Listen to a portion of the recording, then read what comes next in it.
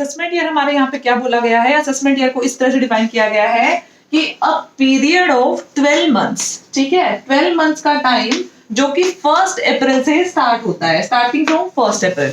बहुत सिंपल से language. Assessment year की अगर मैं बात करूं तो उसने क्या बोला, असेसमेंट ईयर के बारे में क्या बोला है कि ऐसा ईयर जो 12 मंथ का होता है, 1 अप्रैल से स्टार्ट होता है, उसको हमने बोलते हैं असेसमेंट ईयर, ठीक है। और ये जो असेसमेंट ईयर होगा इससे पिछला साल जो है उसको क्या बोला हमने, प्रीवियस ईयर बोल दिया, ठीक है। तो यानी कि पहले डिफाइन किया हमने असेसमेंट ईयर को, फिर हमने डिफाइन किया प्रीवियस ईयर को। तो डेफिनेशन जो दी गई है हमारी असेसमेंट ईयर की वो दी गई है सेक्शन 2 सबसेक्शन 9 के अंदर, ठीक है। और जो हमारा प्रीवियस ईयर है वो डिफाइन है सेक्शन 3 के अंदर, ठीक है। तो सेक्शन 2 और 3 की डेफिनेशंस हमारे जो हैं वो ये होती हैं। 9 के अंदर आती है हमारी असेसमेंट ईयर और 3 के अंदर आता है मेरा प्रीवियस ईयर, ठीक है। तो यहाँ पे ध्यान समझना ये ऐसा लो क्यों बना है, क्यों हमने प्रीवियस ईयर को डिफाइन नहीं किया, ठीक है। ध्यान समझना एक चीज मैं आपको बताती हूँ।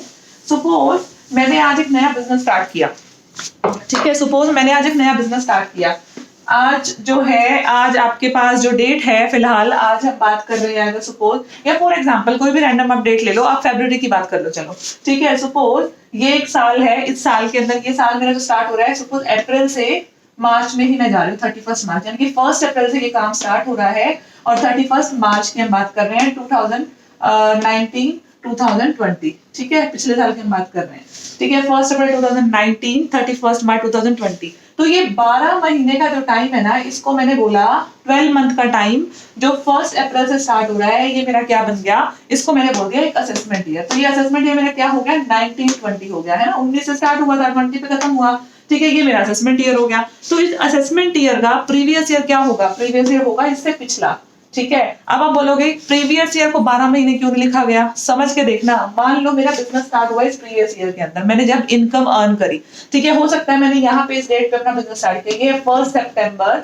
2019 है, ठीक है, सॉरी 18, ठीक है, 1 सितंबर 2018 मेरा जो था, ये मेरा जो है ईयर है, यहाँ पे मैंने बिजनेस स्टार्ट किया था। तो ये मेरा प्रीवियस ईयर है। प्रीवियस ईयर में बिजनेस स्टार्ट कब हुआ है, 1 सितंबर को स्टार्ट हुआ है, ठीक है। तो जो मैंने इनकम अर्न करी हो गई तो वो कहां से की होगी, 1 अप्रैल से लेकर के 31 मार्च तक किया होगा, 19 तक किया होगा, है ना। क्या ये पूरे 12 महीने का टाइम बना, नहीं बना।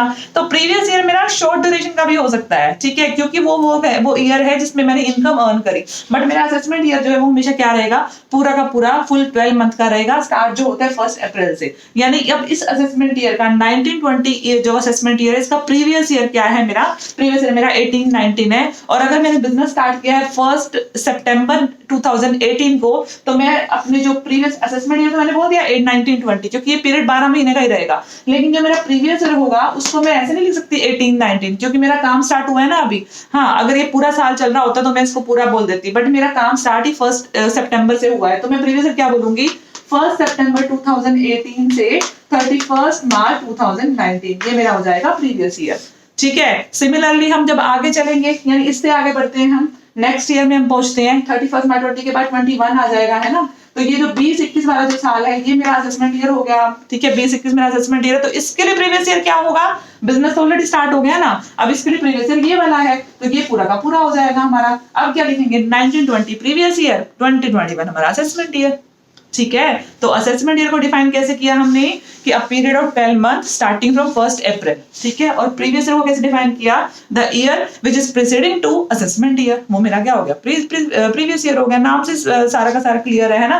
प्रीवियस ईयर यानी पिछला साल, किससे पिछला, असेसमेंट ईयर से पिछला साल, वो मेरा प्रीवियस ईयर हो गया, ठीक है। तो ये दो डेफिनेशंस हो गई हमारे इनकम टैक्स के अंदर, सेक्शन 2 सबसेक्शन 9 या क्लोज 9 बोलते हैं इसको, ठीक है। और जो सेकंड है मेरी वो है 3 के अंदर, ठीक है। तो आगे मैं अपने बेसिक कॉन्सेप्ट के चार्ट पे जाती हूँ, ठीक है। तो उस बेसिक कॉन्सेप्ट के चार्ट में हमने असेसमेंट ईयर, प्रीवियस ईयर समझ लिया। अब बात आती है पर्सन क्या होता है और इनकम क्या होती है, ठीक है। तो अब मैं बात कर रही हूँ आपको पर्सन के बारे में बता रही हूँ, भाई जिसके ऊपर टैक्स लगने वाला ये है कौन कौन से बंदे आते हैं इसके अंदर, ठीक है। तो जो ये डेफिनेशन है ना, ये 2 सबसेक्शन 31 के अंदर आती है, ठीक है। इसको याद करने का तरीका भी बताऊंगी आपको, ठीक है जी। पर्सन जो है, पर्सन के अंदर टोटल 7 मेंबर्स आते हैं हमारे, 7 मेंबर्स। किन किन को हम पर्सन बोलते हैं, इनकम टैक्स के हिसाब से हम किस किस को पर्सन बोलते हैं, समझना ध्यान से। एक तो आपके और मेरे जैसे लोग, इंडिविजुअल जिसको बोलते हैं, है ना। इंडिविजुअल जो होते हैं हमारे, वो हमारे पर्सन होते हैं, इन पर तो टैक्स लग सकता है इजीली, ठीक है। इंडिविजुअल का मतलब हम जानते हैं, एक लाइव ह्यूमन बीइंग, ठीक है। तो जिसको हमने क्या बोला, इंडिविजुअल बोला। उसके बाद बोलता है ये कि भाई HUF, HUF का मतलब होता है हिंदू अनडिवाइडेड फैमिली। ठीक है, हिंदू अनडिवाइडेड फैमिली क्या होती है, ध्यान से समझना। ये एक बंदा, ठीक है, इस बंदे के आगे बच्चे, ठीक है, इनके फिर आगे बच्चे, ये इस तरह से फैमिली का सर्कल चल रहा है। ठीक है जी, तो ये एक बिजनेस कर रहे हैं इकट्ठे, इन्होंने सेपरेशन नहीं किया, अभी फैमिली से ही काम चलता आ रहा है हमारा। ठीक है, ठीक है, तो ये क्या इसको बोलते हैं, हिंदू अनडिवाइडेड फैमिली, जो फैमिली अभी डिवाइड नहीं हुई है। ठीक है, और उनका बिजनेस चल रहा है, वो अपना काम कर रहे हैं। ठीक है, अगर आपने नोट किया हो तो जो पुरानी चीजें जो हमारी हैं, जैसे कि अगर आपने ध्यान दिया हो तो कुछ लकड़ी वाली चीजों की टोकरी बनती है, बास्केट्स बनती हैं। ठीक है, या कुछ अगर कोई बुनाई का काम है, कुछ ऐसा काम जो मतलब जो स्पेसिफिकली कुछ फैमिलीज ही कर रही हैं, फैमिली ओरिएंटेड ही है, जिनके मतलब पुश्तों से चलता आ रहा है वो काम, है ना, तो उसको हम क्या बोलते हैं, वो HUF होता है हमारा, हिंदू अनडिवाइडेड फैमिली है। ठीक है, तो ये हिंदू अनडिवाइडेड फैमिली के अंदर ना एक हेड होता है, एक हेड बंदा होता है जिसको हम कर्ता बोलते हैं, जो सारे काम संभालता है। ठीक है, कर्ता होता है फैमिली। तो जनरली क्या होता है, इनकम टैक्स के रिगार्डिंग कोई भी कोई एप्लीकेशन होनी है, कोई प्रोसीडिंग्स होनी है, तो इस कर्ता पर वो एप्लीकेबल हो जाती है। कर्ता ही सपोज टैक्स भरना है मुझे, HUF का जो टैक्स भरना है, फिर वो कर्ता के ऊपर एप्लीकेबल होता है। ठीक है, कर्ता उसका टैक्स हमारा जो है वो गवर्नमेंट को सबमिट कराता है। ठीक है, तो ये हमारा हो गया HUF, सेकंड पर्सन। उसके बाद हमारा सबसे इंपॉर्टेंट बात आता है, क्या बात आती है कि सिंगल पर्सन भी हो गया, फैमिली की भी बात हो गई। अब हम फैमिली के बंदे नहीं है, हो या ना हो नो प्रॉब्लम, हमने पार्टनरशिप कर ली, हम कुछ बंदों ने मिल करके क्या किया, एक फर्म बना ली है। ठीक है, जिसको बोलते हैं, जहां पर भी इनकम टैक्स में फर्म वर्ड यूज हो रहा है, मतलब कि पार्टनरशिप फर्म की बात कर रहा है, सोल प्रोप्राइटरशिप की बात नहीं कर रहा है। सोल प्रोप्राइटरशिप अगर आती है तो सिंगल बंदे की होती है, सिंगल बंदा फर्स्ट क्लोज में कवर हो चुका है, इंडिविजुअल। ठीक है, तो सोल प्रोप्राइटरशिप जो होती है वो इंडिविजुअल पैन के ऊपर उसका काम चलता है सारा, उसको सारी tax proceeding as an individual ही लगती है। तो सेकंड जो हमारा फ्लो चार्ट है फर्म का ही होता है ना, हम सबने अकाउंट्स तो पढ़ी है, हमें पता है कैसे कैसे 3 ही फॉर्मेट होते हैं ना हमारे बिजनेस करने के, या तो मैं सिंगल बंदा काम करे, ठीक है, सिंगल बंदा काम करा तो सोल प्रोप्राइटरशिप, अगर इसके साथ किसी बंदे ने मिलकर के काम किया, ये 2 बंदे मिलकर के काम कर लिया, 3 बंदे 4 बंदे इन्होंने क्या किया, पार्टनरशिप कर ली। और अगर ये 2-4 बंदों नहीं, मल्टीपल लोग आ गए, शेयर्स की दुनिया की बात कर रहे हैं, तो हमने क्या बना देते हैं, हम कंपनी बना देते हैं। तो 3 स्ट्रक्चर होते हैं ना हमारे ये। ठीक है, तो तीनों ही स्ट्रक्चर जो है पर्सन की डेफिनेशन के अंदर आते हैं। इंडिविजुअल भी आ गया है, ठीक है, फर्म भी आ गया है, तो और फोर्थ हमने क्या बोला, फोर्थ जो बोला हमने क्या बोला, कंपनी बोला। ठीक है जी, चलो जी, ये तो समझ में आ गई, 4 चीजें बहुत सिंपल थी हमारे को। ठीक है, बाकी और कौन आ सकता है इसके अंदर, समझ के देखना, लोग टैक्स बचाने की हर मुमकिन कोशिश करते हैं। ठीक है, तो अगर सोचो, जब हमने ये क्लियरली बोल दिया जी इनकम टैक्स जो है ना पर्सन पे लगेगा, अब पर्सन पे इनकम टैक्स लगेगा, अब दिमाग कहाँ चलेगा, अच्छा इनकम टैक्स पर्सन पे लगेगा ना, अगर हम पर्सन ही ना हो तो टैक्स भी नहीं लगेगा, है ना, अगर हम पर्सन की कैटेगरी में ना आए तो टैक्स भी नहीं लगेगा। ठीक है, तो इसलिए क्या होता है, पर्सन को भी डिफाइन किया गया कि अगर आप इस तरीके से भी काम कर रहे हो तो भी आप पर्सन हो, फर्म बना के काम कर रहे हो तो भी आप पर्सन हो। ठीक है, इसलिए पर्सन समझना बहुत जरूरी है। ठीक है, तो 4 हो गए हमारे, कंपनी तक हो गया। उसके बाद हमारा जो आता है नेक्स्ट आता है AOP और BOI। ठीक है, AOP और BOI क्या है भाई, अब ये नाम से समझ में आ जाएगा, देखना, एसोसिएशन ऑफ पर्सन और बॉडी ऑफ इंडिविजुअल्स। देखना ध्यान से समझना, सबसे पहले BOI समझते हैं, बॉडी ऑफ इंडिविजुअल्स, यानी कि कुछ इंडिविजुअल्स लोग जो है ना, ये थे ना इंडिविजुअल्स, ये देखो नंबर 1 पे ये थे, इन इंडिविजुअल्स ने ना मिल करके कुछ काम स्टार्ट कर दिया। ठीक है, ना तो उन्होंने पार्टनरशिप फॉर्म करी, ना उन्होंने कंपनी क्रिएट करी, कोई रजिस्ट्रेशन नहीं कराया, बट कुछ लोगों ने मिल करके कोई प्रोजेक्ट उठा लिया, कोई काम कर लिया, प्रॉफिट कमाया और अपने घर पे। ठीक है, आप समझ के देखो, वो इंडिविजुअल तो है नहीं, सिंगल सिंगल काम तो सबने मिलकर के उठाया था, है ना, ग्रुप में उठाया उन लोगों ने, बॉडी ऑफ इंडिविजुअल जिसको बोलते हैं। ठीक है, और वो कोई कंपनी या फर्म की फॉर्मेट में भी नहीं आए, तो इस पर टैक्स लगाएं कि ना लगाएं, टैक्स बच गया यहाँ पर, है ना। तो इसलिए क्या किया टैक्स वालों ने, क्या किया, इसको भी क्या किया, डेफिनेशन के अंदर ऐड कर दिया कि भाई इस तरह का कोई अगर ग्रुप भी बना रहे हो ना, बॉडी ऑफ इंडिविजुअल, और अगर आप इनकम अर्न कर रहे हो तो वो भी एक पर्सन माना जाएगा। ठीक है, सिमिलरली क्या है, एसोसिएशन ऑफ पर्सन, देखो बॉडी ऑफ इंडिविजुअल से नहीं, अगर आप एक तरह से अगर आप टैक्स बचाने में कामयाब नहीं होते हो तो फिर अगला स्टेप क्या किया गया, अगला स्टेप लोगों ने बोला कि चल इंडिविजुअल के ग्रुप को आप बोल रहे हो ना, हम इंडिविजुअल का ग्रुप नहीं बनाते, एक बंदा इंडिविजुअल हो जाएगा, एक बंदा HUF हो जाएगा, एक बंदा फर्म हो जाएगा, हम इस तरह से तीनों मिलकर के काम करेंगे।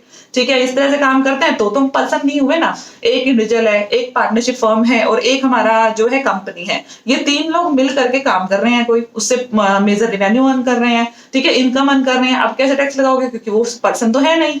ठीक है, तो इसलिए क्या बोला गया, एसोसिएशन ऑफ पर्सन भी क्या हो गया, एक पर्सन की डेफिनेशन के अंदर आ गया। ठीक है, तो इसको बोलते हैं AOP, यानी पर्सन्स का ग्रुप। पर्सन्स का मतलब है उसमें कोई भी कैटेगरी हो सकती है, इंडिविजुअल, HUF, फर्म, इन सब ने मिलकर काम किया तो AOP बन गया। और सिर्फ इंडिविजुअल के ग्रुप की हम बात करते हैं तो हमने उसको क्या बोला, बॉडी ऑफ इंडिविजुअल बोला। तो अगर ऐसी कोई ग्रुपिंग में भी काम हो रहा है तो उसको भी हमने क्या बोलते हैं, इनकम टैक्स में पर्सन बोल दिया, ठीक है। और फिर उसके बाद हमारे पास लास्ट में आता है 6 जो है लोकल अथॉरिटी। लोकल अथॉरिटी आप बहुत अच्छे से समझते हो, अगर आप किसी विलेज में रहते हो तो आपको पता होगा ग्राम पंचायत सुना होगा आपने, है ना। वहां की जो म्युनिसिपैलिटी को रन कर रही है, किसी शहर की बात करो, सिटी की बात करो, तो वहां पे म्युनिसिपैलिटी है जो गवर्न कर रही है चीजों को, ठीक है। तो उसको हम क्या बोलते हैं, हमारी लोकल अथॉरिटी बोलती है। तो ऐसा नहीं है कि इन बंदों पे टैक्स लगेगा, अगर लोकल अथॉरिटी भी कुछ अर्निंग कर रही है तो वो भी पर्सन की डेफिनेशन में आ जाएगी, उस पर भी टैक्स लगेगा, ठीक है। चलो जी, अब ये सारी चीजें हो गई। एक 7th जो इंपॉर्टेंट सबसे लास्ट जो बचता है वो बचता है एजेपी। एजेपी का मतलब है आर्टिफिशियल जुडिशियल पर्सन, ठीक है, नाम से ही। अब समझ के देखना, इनकम टैक्स वाले ना जितना डिफाइन कर सकते हैं एक्ट के अंदर वो डिफाइन कर देते हैं, जो कुछ रह जाता है ना उसके लिए कैटेगरी बनी हुई है हमारी अदर्स कैटेगरी, ठीक है। तो something like this others category की तरह ये है एजेपी, आर्टिफिशियल जुडिशियल पर्सन, ठीक है। इस टर्मिनोलॉजी को ध्यान समझना, आर्टिफिशियल क्या है, जुडिशियल क्या है, और ये हो गया मेरा पर्सन। आर्टिफिशियल समझो, आर्टिफिशियल मतलब है कि यार कोई बंदा एक्चुअल में बंदा नहीं है बट मान लिया गया है, ठीक है। जैसे कि सपोज आप एक मंदिर की बात कर रहे हो, अब मंदिर जो है हमारा वो क्या इन कैटेगरीज के अंदर आ रहा है, नहीं आ रहा, ठीक है। एक बंदे को क्या किया गया, मंदिर में काफी सारा डोनेशन इकट्ठा हुआ, उसका पंडित जी जो है हमारे, ठीक है, उनके पास ना 1 करोड़ का डोनेशन इकट्ठा हो गया। जब उसे टैक्स ले जाने के लिए बोला गया तो वो बंदा बोलता है मेरे तो पैसे है ही नहीं, ये तो मेरे पैसे है ही नहीं, ये तो भगवान के पैसे हैं, भगवान को मिले ना डोनेशन, तो मेरे थोड़ी ना, मेरी इनकम थोड़ी ना आएगी, ठीक है। तो इनकम टैक्स वाले सरप्राइज कि ऐसे कैसे हो सकता है बॉस, ठीक है। तो उन्होंने क्या बोला, वो पंडित जी बोलते हैं कि ठीक है मैं पर्सन हूँ बट मेरी तो इनकम है ही नहीं है, भगवान जी की इनकम है, भगवान जी को बताओ कहाँ डिफाइन किया है तुमने, बताओ, ठीक है। तो दिस इज समथिंग, इसलिए ऐसी चीजों को हम क्या बोलते हैं, ठीक है मान लिया भगवान जी पर्सन नहीं है लेकिन आर्टिफिशियल पर्सन तो है ना, आर्टिफिशियल पर्सन हम आपको मान लेंगे, पंडित जी आप भगवान जी के आर्टिफिशियल पर्सन हो तो टैक्स दे दो, इनकम आप अर्न कर रहे हो ना, तो आर्टिफिशियल पर्सन हो आप, ठीक है। जुडिशियल पर्सन क्या होता है, जुडिशियल पर्सन का कोर्ट ने किसी को या जुडिशरी ने किसी को, ठीक है, या गवर्नमेंट ने किसी को किसी चीज के लिए अपॉइंट किया। सपोज अगर कोई मेरी फर्म जो है वो डिसॉल्व हो रही है, पार्टनरशिप फर्म मेरी खत्म हो रही है, पार्टनर्स तो सारे अपने अपने घरों को लौट रहे हैं, ठीक है। तो अगर वो खत्म हो रही है, उसके डिसॉल्व करने के टाइम पे अगर जो है जैसे कंपनी के केस में होता है लिक्विडेटर को अपॉइंट कर देते हैं, ठीक है, स्टैट्यूटरी ऑफिसर को अपॉइंट कर दिया जाता है कि भाई आप इनके बदले में सारे काम करोगे, इनकी सारी एसेट वेसेट पे सेल परचेज कराओगे, ठीक है। तो अब ये क्या हो गया, जुडिशरी पर्सन हो गया। तो अगर आप सब सेल परचेज करा रहे हो, जुडिशरी पर्सन हो, तो टैक्स भी आप पे करोगे, ठीक है। तो artificial person, artificial judiciary person होता है एजेपी, ठीक है। तो यानी कि इनकम टैक्स के अंदर किसी को हम नहीं छोड़ते, जिसने भी इनकम अर्न करी है वो चाहे किसी भी फॉर्म में आप अर्न कर लो, ठीक है। तो आप क्या करोगे, उसके ऊपर आप एज अ पर्सन प्रूव हो गए तो आप टैक्स के लिए भी लायबल हो सकते हो। लेकिन कैसे टैक्स के लिए लायबल हो गए कैसे नहीं, इसके और भी मेजर रूल्स हैं, ठीक है। तो छोटी सी चीज नहीं, आज जब इंग्रेडिएंट्स पढ़ रहे हैं हम लोग कि पर्सन क्या है, असेसमेंट ईयर क्या है, प्रीवियस ईयर क्या है, ठीक है, ये सब चीजें अभी हमने देखी है, ठीक है। फाइनल लास्ट थिंग रह गई हमारी आज के कंसेप्ट की कि इनकम क्या होती है, ठीक है। तो जी इनकम जो होती है ना हमारी इनकम, वो कहीं पर भी ऐसा क्लियरली डिफाइन नहीं। देखो 2 तरह की डेफिनेशंस होती हैं, एक होती है इंक्लूसिव डेफिनेशन और एक होती है हमारी एग्जॉस्टिव डेफिनेशन, ठीक है। अगर मैं आपको बोलूं कि पेन मीन्स या XYZ मीन्स, किसी भी चीज को डिफाइन मुझे करना है, तो मैंने बोला कि इसका ये मतलब है, तो इसका मतलब है कि उसका मतलब सिर्फ उतना ही है जो लिखा हुआ है मीन्स, ठीक है। इसका मतलब क्या हो गया, ये एग्जॉस्टिव डेफिनेशन है, इसके अंदर और कुछ ऐड नहीं कर सकते आप, ठीक है। और एक डेफिनेशन होती है मेरी इंक्लूसिव, यानी मैं बोलती हूँ इनकम इंक्लूड्स, ठीक है, income includes this this this this this this, और अगर कुछ रह गया तो वो भी आ सकता है उसके अंदर, क्योंकि वो इंक्लूसिव डेफिनेशन होगी ना, इंक्लूड्स, ठीक है। तो इनकम की डेफिनेशन इंक्लूसिव डेफिनेशन है, इनकम की डेफिनेशन स्टार्ट ही ऐसे होती है इंक्लूड्स। तो इनकम इंक्लूड्स मल्टीपल थिंग्स, क्योंकि समझ के देखना, आज मैंने पेन सेल करा, ठीक है, सेल परचेज किया तो उससे भी मैं इनकम अर्न कर रही हूँ, मैं कोचिंग दे रही हूँ तो मैं उससे भी इनकम अर्न कर सकती हूँ, ठीक है। अगर मैंने सपोज कोई और चीज मतलब लाइक जैसे मैंने नोट्स बनाए, नोट्स बना करके अगर मैंने आपको सेल कर दिया तो मैं उससे भी इनकम अर्न कर सकती हूँ। तो सोर्सेज तो ना मल्टीपल हो सकते हैं। मुझे मेरे फादर ने कोई गिफ्ट किया, ठीक है, तो गिफ्ट अगर मुझे कुछ चीज मिली है तो वो मेरी इनकम है, समझ रहे हो। तो इनकम को डिफाइन ना इंक्लूसिव डेफिनेशन में किया हुआ है, ठीक है। और अगर इसका नॉर्मल मीनिंग बताऊं मैं कि इनकम हमारी क्या होती है, ठीक है, तो इनकम का मतलब होता है कि आप कोई भी बेनिफिट कोई भी टाइप का रिवेन्यू अगर आप अर्न कर रहे हो ना, कोई भी बेनिफिट कोई भी रिवेन्यू अर्न करो तो वो आप क्या है, आपकी इनकम के अंदर आता है, ठीक है, ठीक है जी।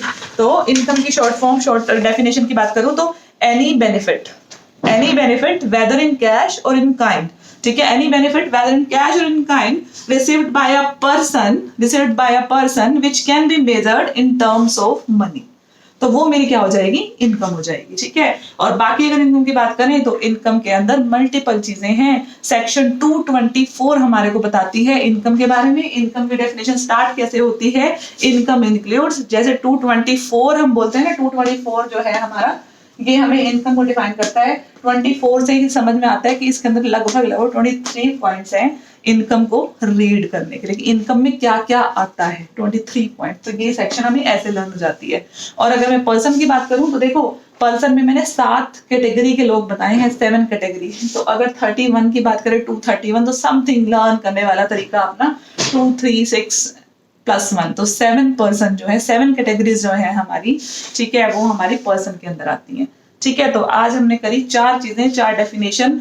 पर्सन क्या होता है 231 में किया, इनकम क्या होती है 224 में किया, ठीक है, और प्रीवियस ईयर क्या है और असेसमेंट ईयर क्या है, असेसमेंट ईयर है 29 में और प्रीवियस ईयर है 3 के अंदर। तो ये हमारा मेजर टॉपिक, कुछ बेसिक कॉन्सेप्ट का आज का खत्म होता है। Thank you so much.